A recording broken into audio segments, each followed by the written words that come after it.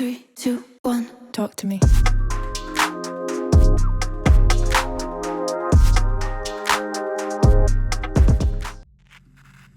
Check.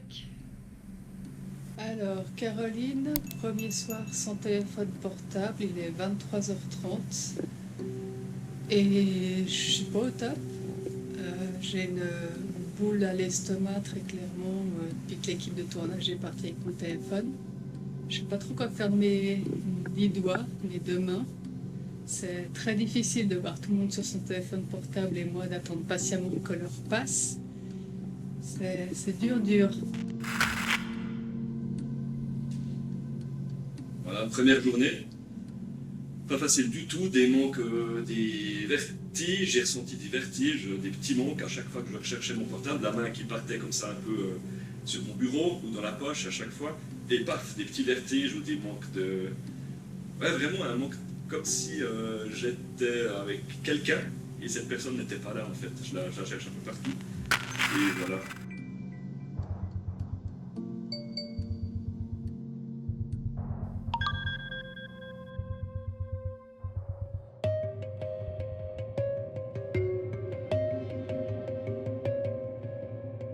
Jamais un outil technologique n'a autant envahi nos vies en si peu de temps.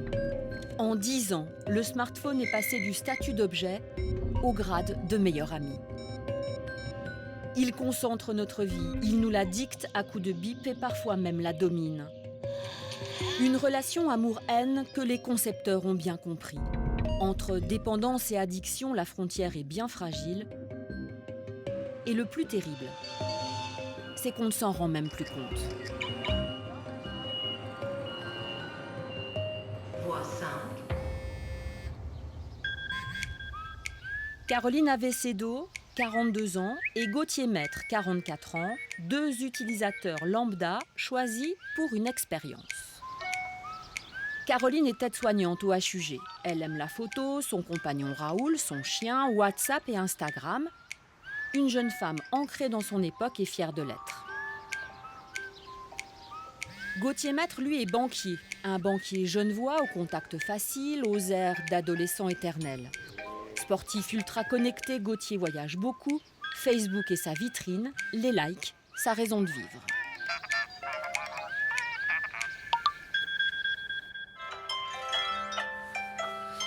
Déjà, c'est mon réveil.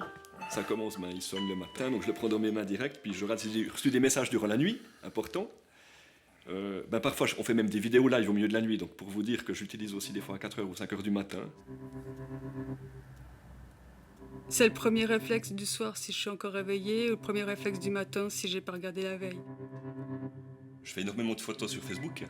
Donc c'est important de voir combien il y a de j'aime un peu sur chaque photo. Et puis voir qu'est-ce qui a le plus de succès de mon week-end. Ouais, c'est comme si c'était une personne finalement. Parce qu'il y a tellement de personnes à l'intérieur de cet appareil. Il y a tous nos amis, en fait, toutes nos connaissances, nos familles, même nos amis virtuels Facebook. J'ai l'impression que c'est mon tout, c'est un deuxième moi. J'ai tout dedans. J'ai ma vie dedans. J'ai les photos, les films, les contacts, mes notes, mon agenda. J'ai absolument tout.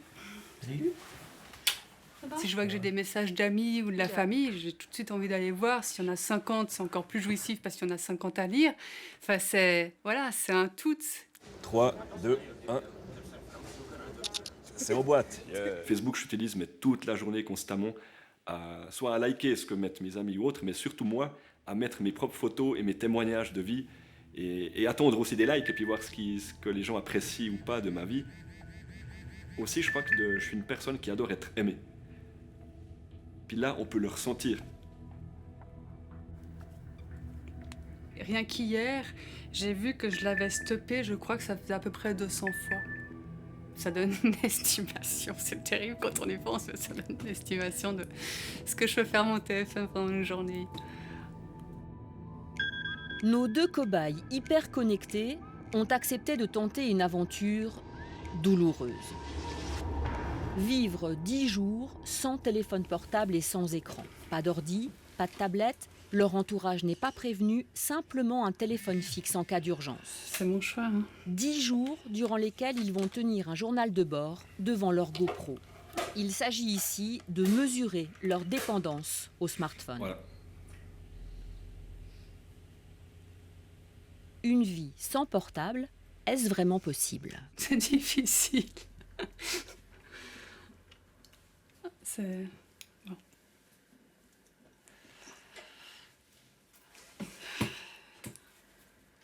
Voilà. Une semaine sans ? Ouais, une semaine sans, je me sens déjà toute nue, quoi. J'ai plus rien dans les mains, plus rien à triturer, à allumer, éteindre, juste regarder et c'est difficile, c'est difficile. Ouais, ça va pas être facile là. C'est bizarre, c'est très très bizarre. Et puis surtout que j'attendais encore 1 ou 2 messages avant qu'ils s'éteignent, puis j'ai pas reçu mes messages. Donc ça va pas être facile. Mais les plus vulnérables face aux sirènes du smartphone, ce sont bien sûr les ados. À leurs 18 ans, les jeunes d'aujourd'hui auront passé 3 ans de vie devant un écran. Une inquiétude d'autant plus grande que personne n'échappe au portable. En 2017, en Suisse, 99% des 12-19 ans en possèdent un. J'ai l'impression que vous l'avez quand même tout le temps dans la main. Ah oui, on l'a tout, Ah oui, tout le temps, oui. tout le temps, Oui, tout le oui, temps, oui. tout le Je temps. le laisse jamais chez moi. J'ai peur de le perdre quand Même pendant les cours, je peux pas le laisser dans mon Ouais. sac. Il faut Il est vraiment, dans genre, ma- il est dans ma poche. Ouais. J'y arrive pas. Mhm. Mais pourquoi ? C'est Parce que l'habitude, c'est je pense. l'habitude, Oui, c'est ouais, on l'a l'habitude, tout le oui. temps, on l'emporte tout le temps. Aussi, ça nous rassure. Ouais, Ouais, il me je sais rassure. pas. En fait, je saurais pas expliquer pourquoi.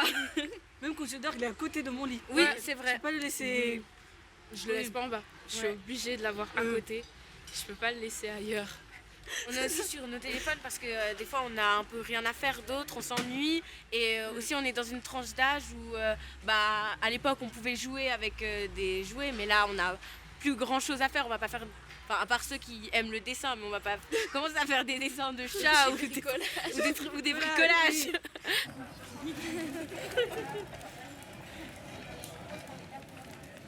Tu pourrais piquer une crise si t'as plus de téléphone. Oh, ça m'est déjà arrivé. Ça m'arrive même souvent quand même. Et quand tu piques une crise, c'est quoi ? Bah, je gueule sur ma mère et comme ça, je suis pas d'accord et après ça part au conflit. Et après on punit, enfin machin, puis voilà, ça finit toujours mal.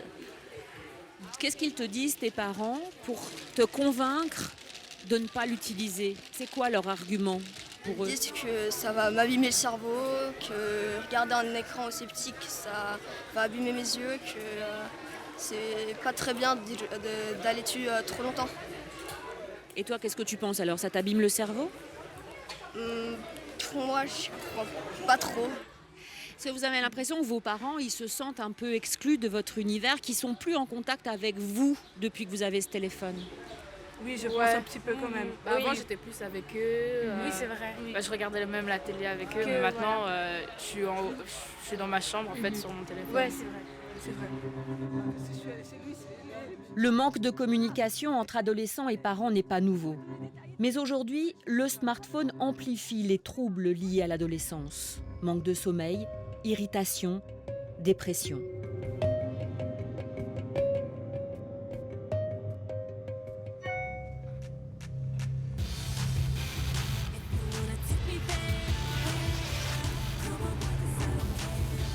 Nour a 13 ans.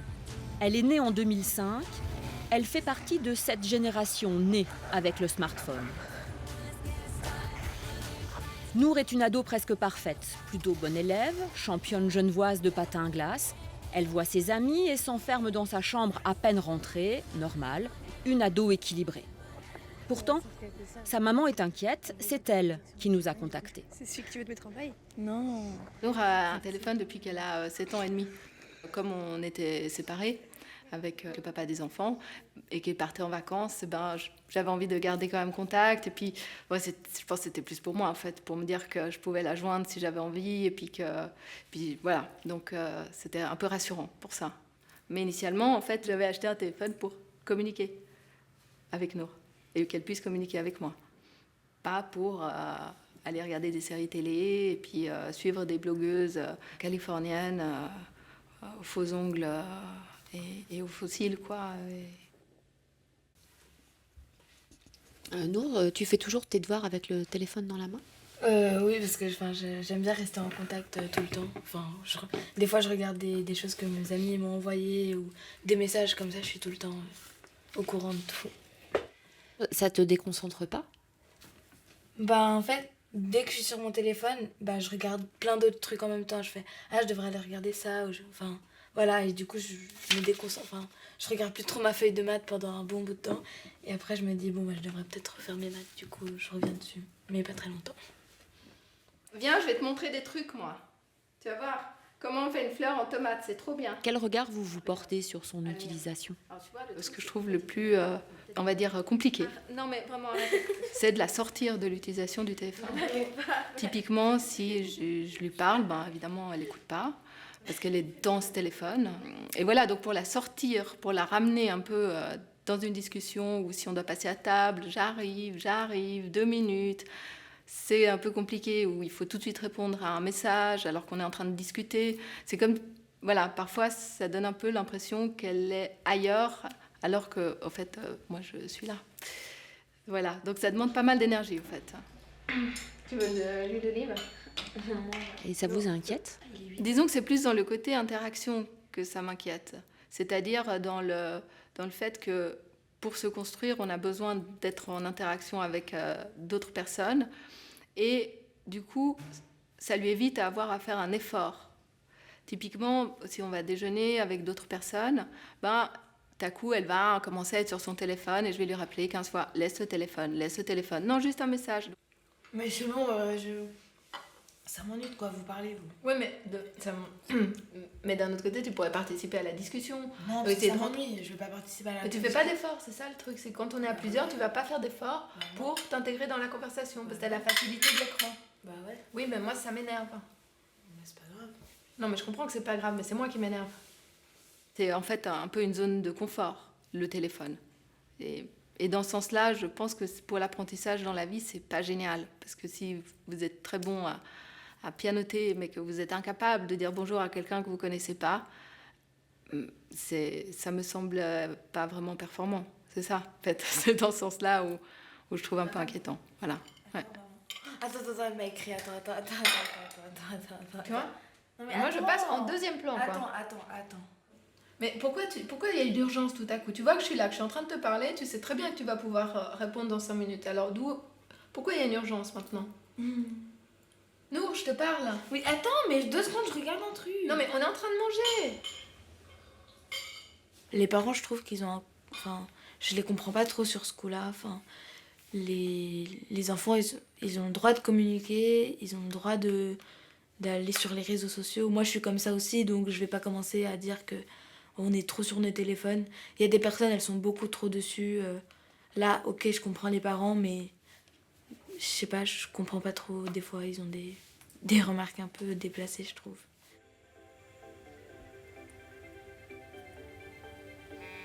Les parents, ils disent qu'on est addict dessus. Je trouve que c'est pas vraiment le terme à dire.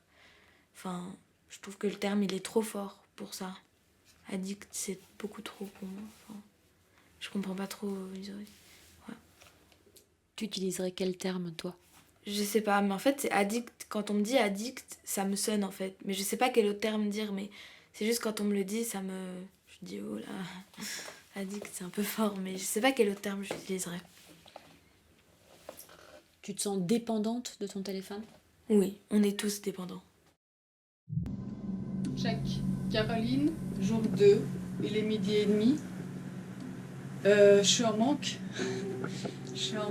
J'ai rien dans les mains et il me manque mon doudou moderne. C'est une sensation qui m'envahit, c'est des espèces de picotements et chaleurs dans les doigts, dans les bras. C'est très particulier, très déstabilisant. Et voilà, j'espère que ça va pas durer trop longtemps.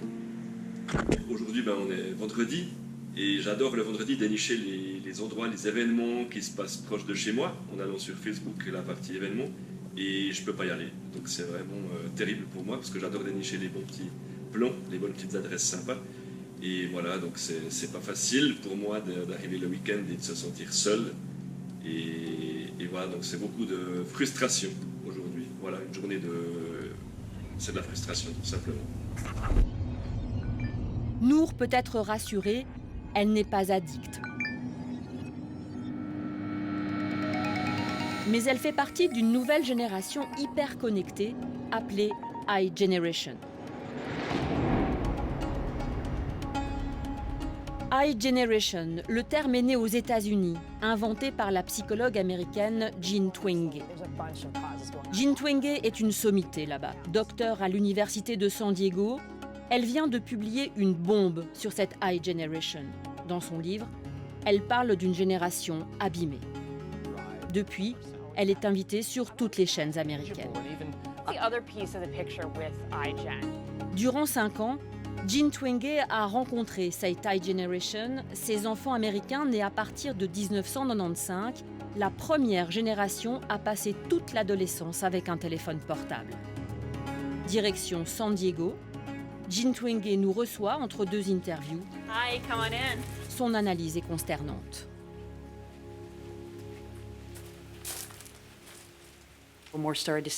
Beaucoup disent qu'ils se sentent seuls, qu'ils se sentent mis de côté. Il y en a beaucoup qui disent ne rien faire de bien, ou que leur vie n'est pas utile, ou qu'ils n'apprécient plus la vie. Ces 3 dernières années, on a remarqué des symptômes de dépression classique. C'est une génération qui se sent beaucoup plus seule qu'il y a 5 ou 10 ans. Ils sont plus déprimés et plus malheureux. Cette augmentation soudaine de dépression et de solitude coïncide exactement avec l'arrivée du smartphone.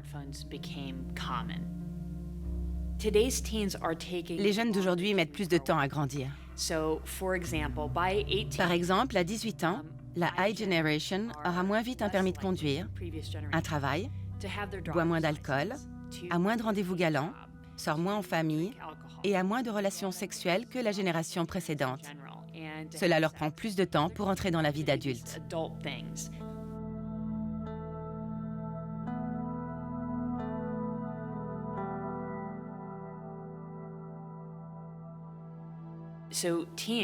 Donc les ados, une catégorie qui d'habitude prend des risques, n'est pas intéressée par ça.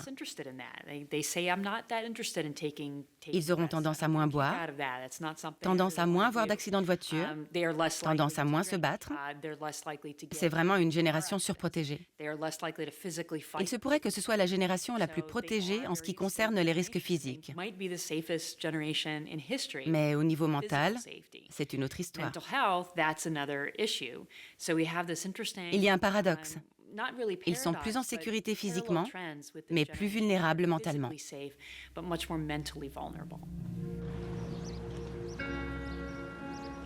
Des jeunes vulnérables mentalement décrits par Jean Twenge, on en a rencontré en Suisse, soignés au centre des addictions de la Fondation Phoenix à Genève. Ils sont encore marginaux, mais leur nombre a triplé en 1 an et ça, c'est inquiétant. C'est le cas de Cynthia, étudiante au gymnase. Cynthia a 20 ans et l'usage excessif des réseaux sociaux sur son portable l'a plongée dans une grave dépression. J'allais juste cliquer sur la petite icône Instagram et j'allais juste faire défiler les images. Et on se dit, mais waouh, tout le monde a une si putain de vie, pardon, et tout le monde s'éclate, tout le monde a une vie géniale, tout le monde fait des trucs cool, et toi, t'es sur ton canapé, comme ça, à dire, ouais, moi je dois réviser, ensuite il faut que j'aille bosser, qu'est-ce que je fais de bien dans ma vie que je pourrais montrer aux autres pour leur dire, moi aussi je fais quelque chose.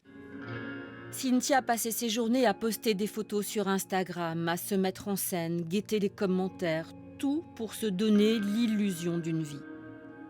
En fait, tu te retrouves à te prendre la tête pour essayer de vivre une vie qui est considérée comme cool par d'autres personnes. En soi, t'as aucune idée de ce que ces personnes aiment, t'as aucune idée de si ça va leur plaire, mais tu vas essayer de vivre une vie aux normes de la société, donc en faisant plein de voyages, en faisant des week-ends, en faisant la fête, en ayant plein d'amis, si possible de gens plus ou moins célèbres. Si tu arrives à avoir une photo avec une célébrité, c'est des likes assurés. C'est complètement un baromètre de où tu es socialement à ce moment-là. Si tu lâches un like, c'est cool. Si tu lâches un commentaire, c'est encore mieux. Pour moi, c'est vraiment un truc, c'est pour se rassurer, quoi. Je pense que c'est la mauvaise forme de valorisation. En tout cas, pour moi, c'était pas une forme de valorisation que j'aurais aimé rechercher. J'aurais préféré vouloir une autre valorisation, mais c'est sur celle-là que je suis tombée. Et après, c'est un peu un engrenage.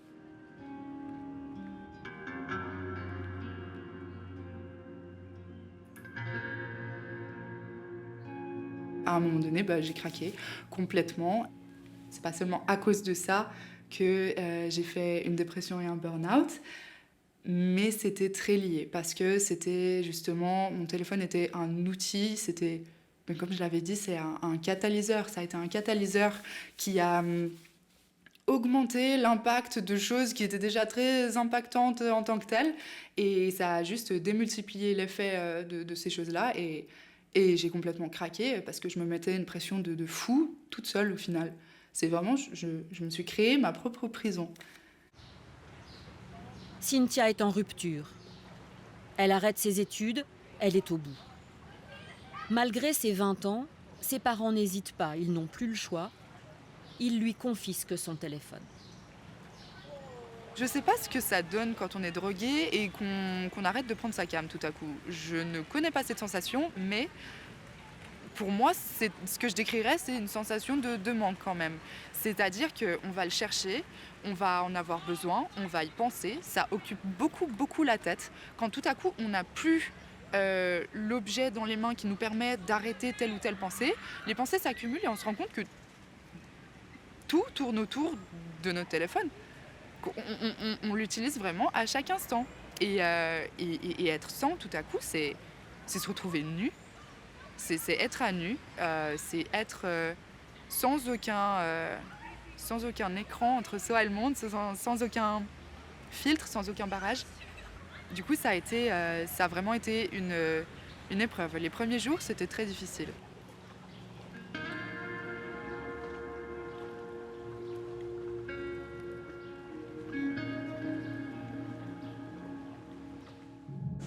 C'est que le jour 4, j'ai l'impression que ça fait déjà 2 semaines que je suis sans téléphone. Et là, je suis particulièrement frustrée et énervée parce que je suis tranquillement au bord de l'eau, en train de regarder Raoul faire des photos, et c'est très frustrant de ne pas avoir mon téléphone pour pouvoir prendre des photos de Raoul qui prend des photos. Et en plus, je devais appeler mon frère, c'est l'anniversaire aujourd'hui, et j'ai oublié de le faire, et du coup, je ne peux pas me mettre de rappel pour me rappeler de le faire en rentrant. Et voilà, j'ai la trouille d'oublier mon frère aujourd'hui. Voilà. Ce qui me manque le plus aujourd'hui, c'est bien sûr les messages de mon amour à distance de Colombie. Vraiment pas facile, car déjà qu'on a assez de difficultés à se contacter vu le décalage horaire. Donc le petit mot du samedi, genre je t'aime mon amour, tu m'aimes mon bébé, ça me manque justement terriblement. Voilà le sentiment que j'ai aujourd'hui. C'est surtout à cette personne que je pense aujourd'hui. Voilà. Nous allumons en moyenne notre portable 200 fois par jour. Sommes-nous pour autant tous malades ? Comment reconnaître une addiction puisque finalement, nous l'utilisons sans cesse ?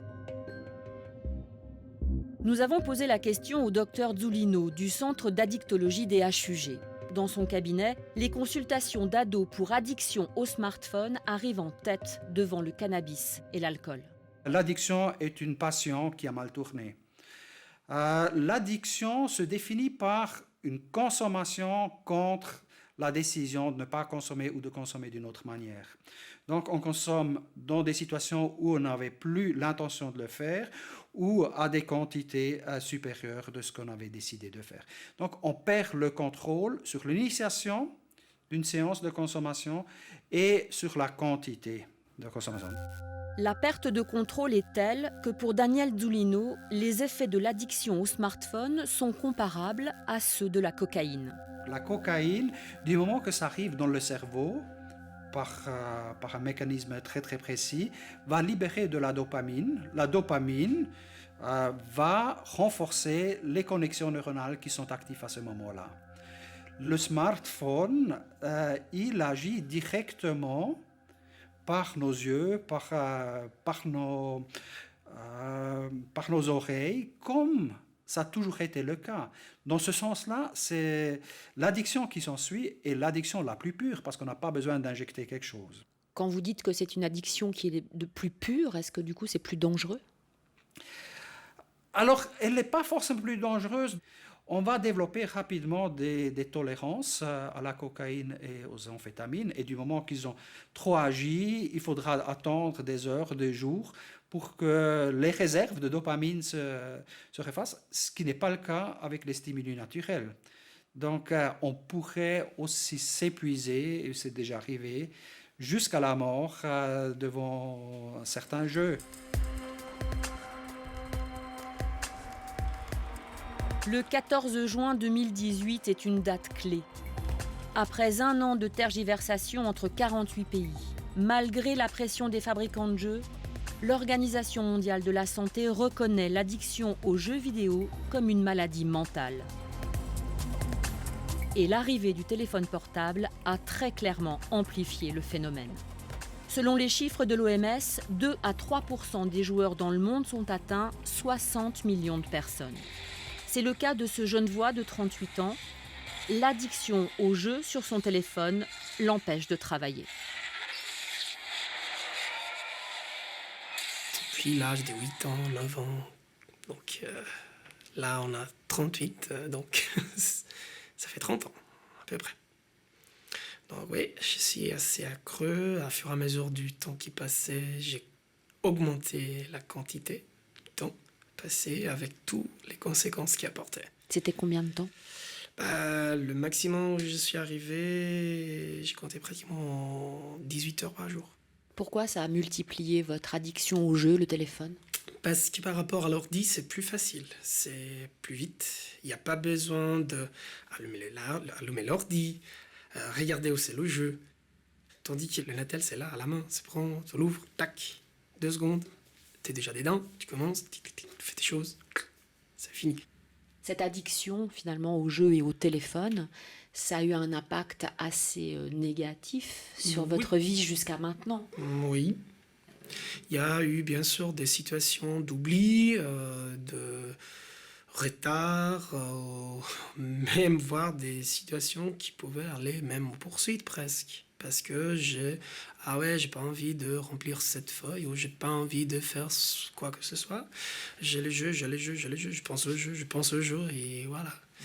Et ça risque de tomber à la dépression chronique, vraiment. Et là, je peux dire que j'étais presque, quand je jouais à 18 heures par jour. J'étais là, j'étais pas loin d'ici, dans une autre maison. Et je me souviens, je me levais le matin, je me disais, mais non, je peux pas faire une vie comme ça, je veux vraiment changer, j'ai vraiment envie de me craser la tête au mur. Parce que j'avais pratiquement plus envie de faire rien de tout. Je veux pas dire que je me serais suicidé, mais il y avait une forte chance que si je continuais dans cette direction, ça pouvait passer. Comment a-t-on pu en arriver là ? Souvenez-vous, le 9 janvier 2007, Apple présentait son premier iPhone et le monde entrait dans une joyeuse folie. Internet devient accessible partout et en tout temps.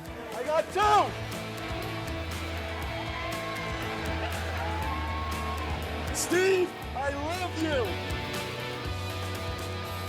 Le 17 mai 2012, Facebook fait son entrée en bourse, la plus grosse introduction de l'histoire des technologies.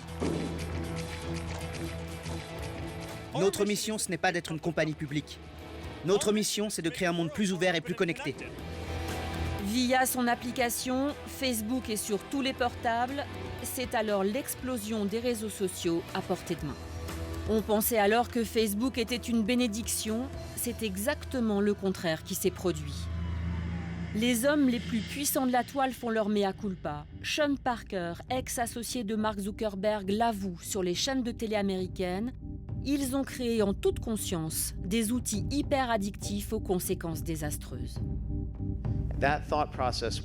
Notre idéologie, c'était comment parvenir à utiliser le plus de votre temps et de votre attention possible.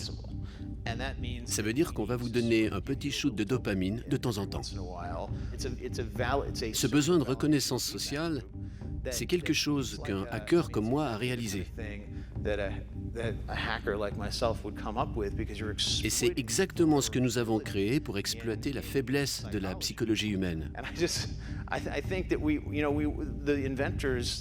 Les inventeurs, les créateurs, c'est moi, c'est Mark, et les gars d'Instagram. Tous ces gens. Nous l'avions compris consciemment et on l'a quand même fait.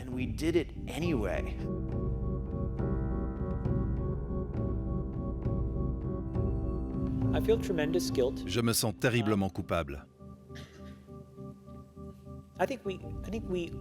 Je pense qu'on le savait tous au fond de nous.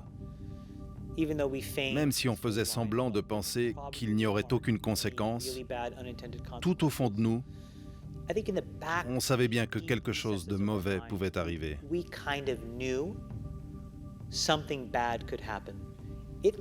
On en est littéralement arrivé à un point où nous avons créé des outils qui ont détruit le tissu social et le fonctionnement de la société. Si tu nourris la bête te détruira. Confortablement installés dans leur fauteuil, les hommes les plus puissants de la toile peuvent bien faire leur mea culpa. C'est déjà trop tard. Des cliniques privées pour jeunes addicts commencent à voir le jour en Corée et aux États-Unis. Nous sommes allés dans l'une d'entre elles, vers Seattle, sur la côte ouest. Restart.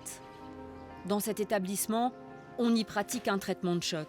Un isolement total, sans contact avec l'extérieur et sans Internet.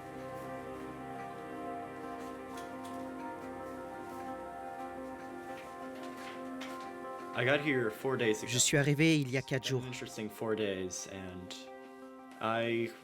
J'étais nerveux et un peu effrayé.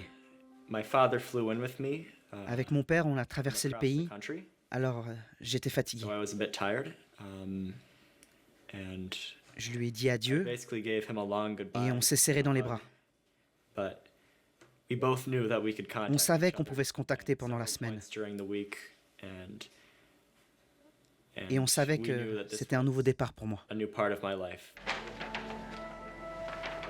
Ils sont une vingtaine dans cette clinique de luxe à 400 $ par jour. 20 jeunes en rupture de vie entre 18 et 24 ans, accros aux écrans et aux téléphones portables. Certains sont là pour 1 an. Mes parents sont intervenus pour moi. Et je me suis fait surprendre par ma mère, mon beau-père, mon père et mon frère. Ils m'ont tous écrit des lettres pour me dire à quel point mon addiction à la technologie avait impacté leur vie. Et ils m'ont demandé d'aller chercher de l'aide. Ou je venais à Restart, ou ils me reprenaient ma voiture, mon téléphone, mon appartement, tout. Je finissais dans la rue. C'est une question de survie de venir à Restart.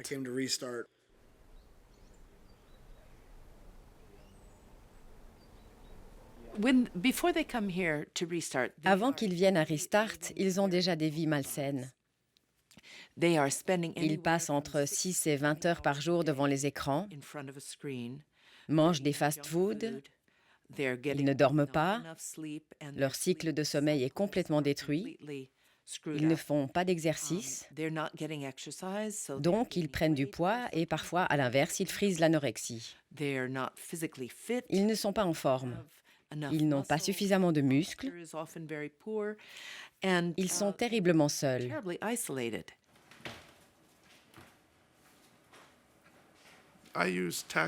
J'ai utilisé Internet pour m'anesthésier. Quand tu fais ça pour éviter de ressentir ton mal-être, tu tombes dans une dépression sévère. Et j'en étais à un point, avant de venir à Restart, où je pensais à me suicider chaque jour. Cette addiction à la surface n'a pas l'air plus dangereuse que l'alcool et la drogue, mais le résultat est le même. La drogue et l'alcool vont te tuer plus vite, mais au final, ça va quand même détruire ta vie. Et pour moi, c'était où je me ressaisissais, où je finissais par me suicider.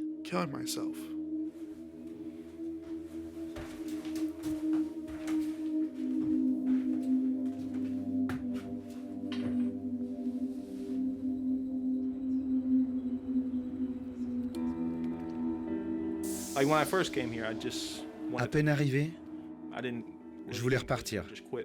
Je ne pensais pas être capable de me priver de jeux vidéo et de me priver d'Internet. Et donc la première semaine, je voulais rentrer. C'est tout ce que je voulais. Quand je suis arrivé ici, j'étais très nerveux. Je ne savais pas à quoi m'attendre. J'avais des symptômes de manque qui venaient du fait que je n'avais pas mon téléphone sur moi. J'étais constamment en train de chercher mon téléphone dans ma poche.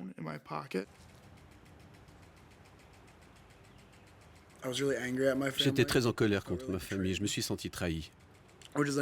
C'est un sentiment normal pour ceux que leur famille a obligé de venir ici. La première semaine, j'ai compris que c'était très tumultueux. Et j'ai vite compris que je resterais plus longtemps que les 2 mois prévus. Ici, le programme se fait en 3 étapes, avec à la clé une réinsertion progressive. La méthode rappelle celle utilisée pour les alcooliques anonymes. Ils doivent réapprendre toutes les bases de la vie. Quand ils arrivent ici, s'ils ne savent pas faire leur lit, on leur apprend à le faire. S'ils ne savent pas utiliser un aspirateur ou faire la lessive, ou cuisiner, ou faire les courses, beaucoup d'entre eux ne savent pas faire ces choses. En tout cas, ils ne sont pas habitués à le faire. Alors, un de nos objectifs, c'est de leur apprendre à faire tout ça. Comme ça, quand ils quittent Restart, ils pourront fonctionner comme de jeunes adultes normaux.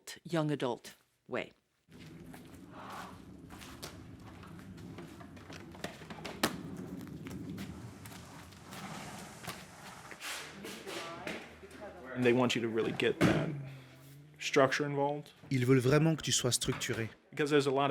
Parce que tu as beaucoup de temps libre. Et ça, c'est un problème pour beaucoup de gars ici. Et pour moi aussi. Parce que tu n'as rien à faire. En tout cas, pour moi, c'était difficile d'accepter l'ennui. Car si je m'ennuyais et que je me sentais seul, j'avais toujours besoin de faire quelque chose.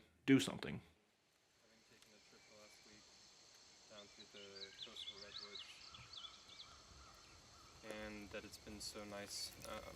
The sun's been shining, the birds have been out, the flowers are blooming. It's been really beautiful here. I do a little bit of awareness quiz. Quand tu as beaucoup joué et que tu as été habitué à ces stimuli, ton cerveau est habitué à toujours vouloir faire des choses. Alors ça peut être très difficile. Ton cerveau peut aller dans tous les sens. Mais après plusieurs semaines, ils sont capables de se calmer et de comprendre les bienfaits de la méditation.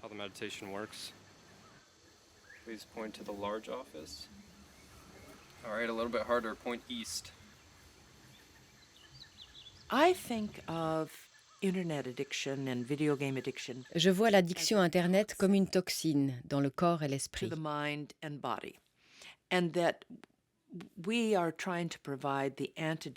Et nous essayons de produire l'antidote à cette toxine. Cet antidote inclut la nature, parce qu'on est des animaux, et on doit être conscient de notre place dans la nature.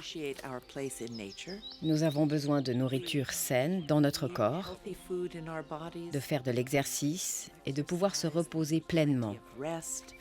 Nous avons besoin d'interactions humaines et sociales. Tous ces jeunes en voie de guérison ne pourront pas échapper au smartphone à leur retour dans leur vraie vie. En sortant d'ici, ils s'engagent à limiter leur accès à Internet.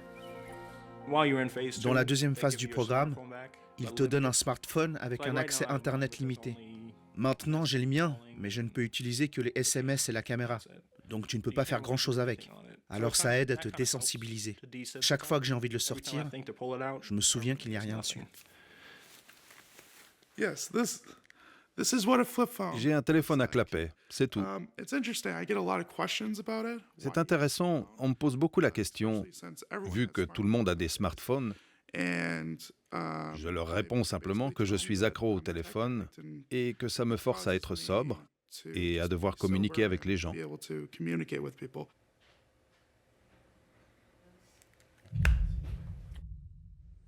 Jack, Caroline, fin du jour 4, il est 22h30 et ça a été particulièrement difficile ce soir parce que j'étais à une sorte de festival et voilà, c'était concert et du coup être à un concert sans pouvoir prendre de photos, de vidéos, de voir les gens qui partagent, les gens qui filment, tout ça, ça a été dur. Ça a vraiment été un sentiment de... Par moments, c'était vraiment de la tristesse qui m'envahissait.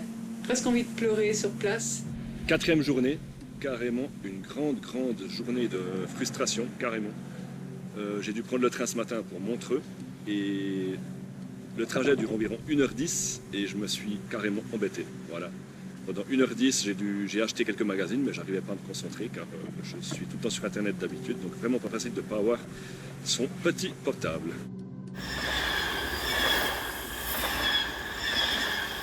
Des cliniques comme Restart peuvent-elles un jour exister en Suisse? Pas si sûr. Chez nous, les spécialistes de l'addiction ne sont pas convaincus par les méthodes d'isolement. On soigne plutôt en ambulatoire, dans le milieu de vie, avec pourquoi pas des applications comme Space, qui aident à se détacher du téléphone.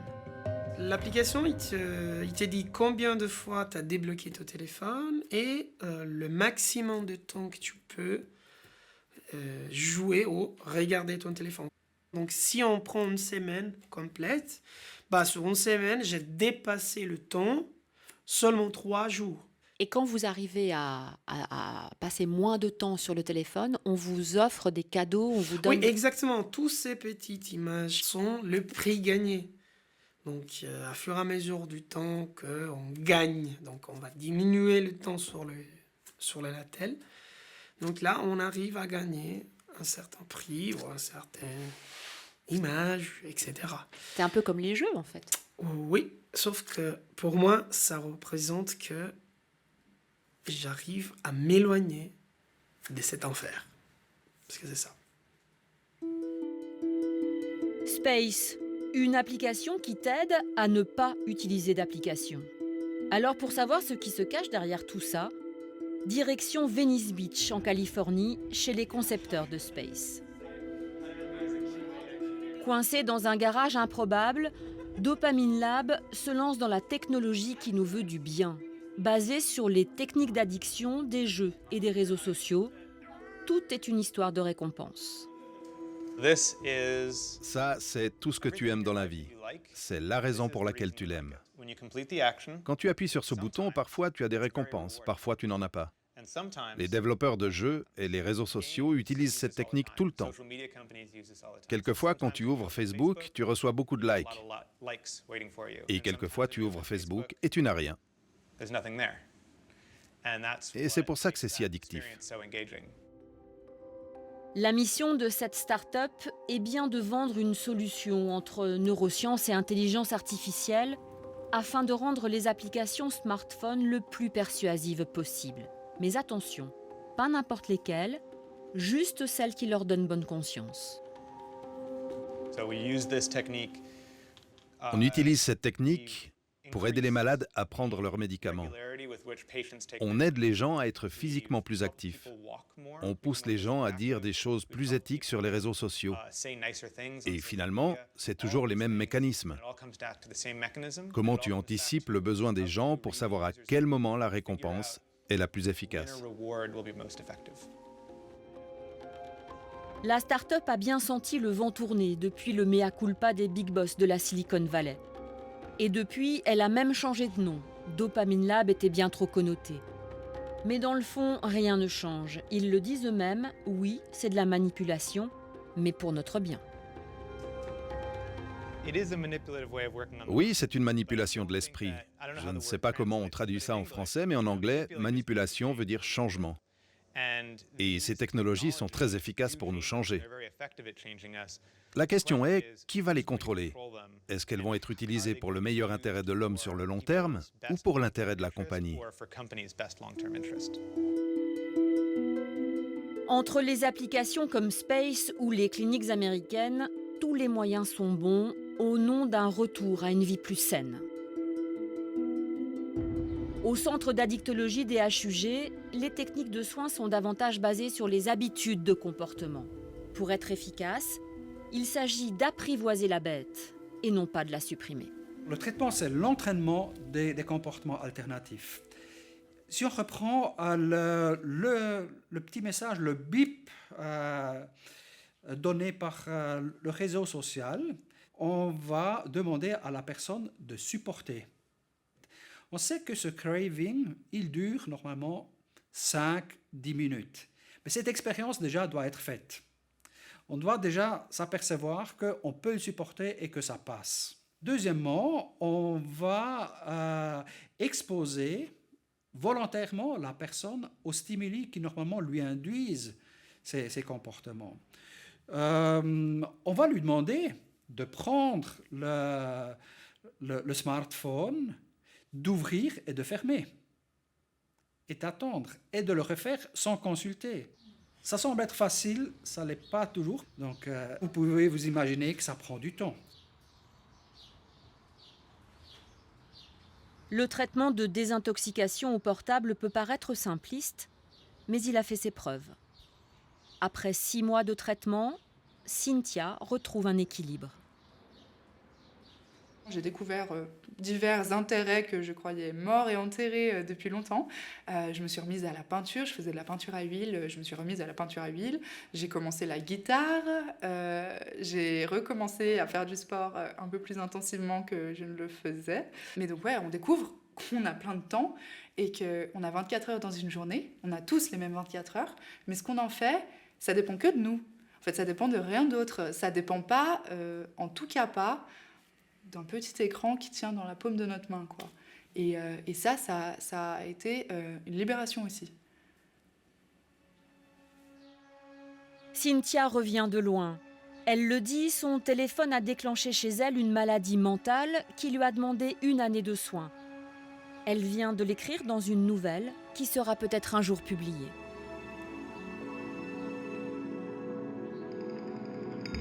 Après 10 jours seulement sans téléphone, Caroline et Gauthier ont-ils eux aussi découvert une autre vie? Le bilan, il est plutôt positif, même si je me réjouis vraiment de le retrouver. Je me réjouis de pouvoir le retoucher. Mais après, comment exprimer ça? Je dirais qu'il est positif parce que dès qu'on sort, on est seul avec soi-même. C'est-à-dire qu'on n'est plus joignable et personne ne va venir changer mon emploi du temps décidé à l'avance. On est tellement sollicité quand on l'a en main que comment faire comprendre aux gens qu'on n'a plus envie d'être joignable comme ça en permanence. Et ça va être... voilà, je ne sais pas comment je vais gérer ça, comment je vais... Est-ce que je vais tenir le coup déjà ou pas? J'en sais rien du tout. Mais il y a ce sentiment très particulier de liberté qui mine de rien, m'a bien plu, quoi. Oui, je le reconnais. Alors je dirais j'ai appris à être un peu plus apaisé, parce que je suis quand même quelqu'un d'assez tout le temps sur le vif, tout le temps un peu nerveux, tout le temps un peu... Malgré que je suis super joyeux, mais j'ai toujours envie de faire des trucs, toujours un peu excité de mon week-end, de qu'est-ce que je vais faire et tout. Donc le fait de part de portable, ça m'a un peu calmé, je pense. J'ai appris à gérer certaines émotions. Là, je suis limite un peu nerveux de retrouver justement mon portable aussi, donc c'est pour ça que je suis un petit peu excité de nouveau. Oui, ça y est. Vous voulez garder votre liberté, mais je vous rends votre prison. Merci. Salut. Ah là là, ça fait du bien. Je l'allume, hein, vous permettez. Donc on va vous le rendre. Oh, quoi c'est gentil. Voilà, je vous laisse regarder. Oui, j'ai le droit de l'allumer. 1, 2, 3, 4, 5, 6, 7, 8, 9.